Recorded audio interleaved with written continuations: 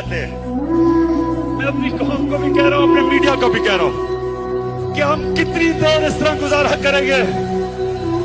धमकियां मिल रही हैं।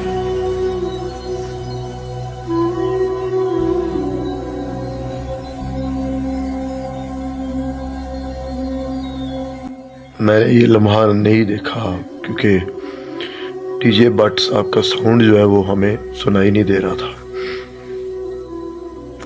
अभी ये वीडियो मैंने देखी है, उस टाइम म्यूजिक चल पड़ा था। मुझे महसूस ये हुआ कि शायद खान साहब थक गए हैं और बीच में पॉजेस दिए जा रहे हैं, क्योंकि बड़ी लंबी स्पीच की थी उन्होंने। लेकिन ये लम्हा मैंने उधर महसूस नहीं किया था जो आज खान साहब, इस शख्स को मैंने आज रोते हुए देखा।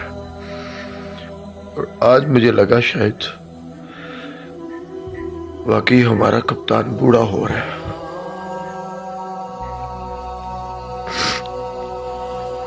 इलेक्शन से पहले मैंने एक तहरीर पढ़ी थी कि हमारा कप्तान बूढ़ा हो रहा है।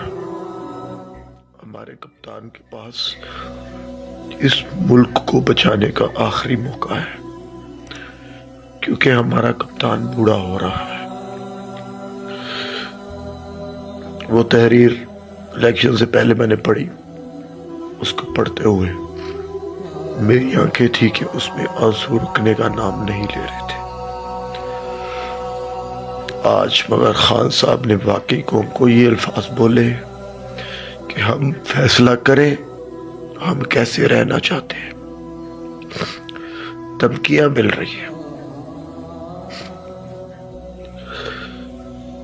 यानी कि खान इस मुल्क की आखिरी उम्मीद थी है। और साथ ही खान साहब ने कह भी दिया कि मेरी जायदाद, प्रॉपर्टी, शौकत खानम वगैरह को अतिया कर दी जाए।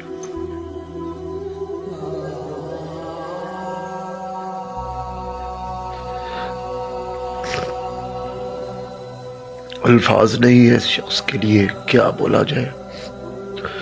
शायद हम वो कौम ही नहीं है जो समझ सके कि अल्लाह ताला ने हमें कैसे लीडर से नवाजा है। मेरा गला मुकम्मल इस टाइम बंद है। जलसे में कुछ स्पीचेस की थी, कुछ नारे वगैरह नारेबाजी की थी। खान अपनी नस्लों की नहीं, हमारी नस्लों की जंग लड़ रहा था और लड़ रहा है। मैंने बोला था ये तुम्हें तख्त पे बिठाएगा, खुद चला जाएगा। कदर कर लो यार, कदर कर लो अपनी आने वाली नस्लों की खातिर, कदर कर लो।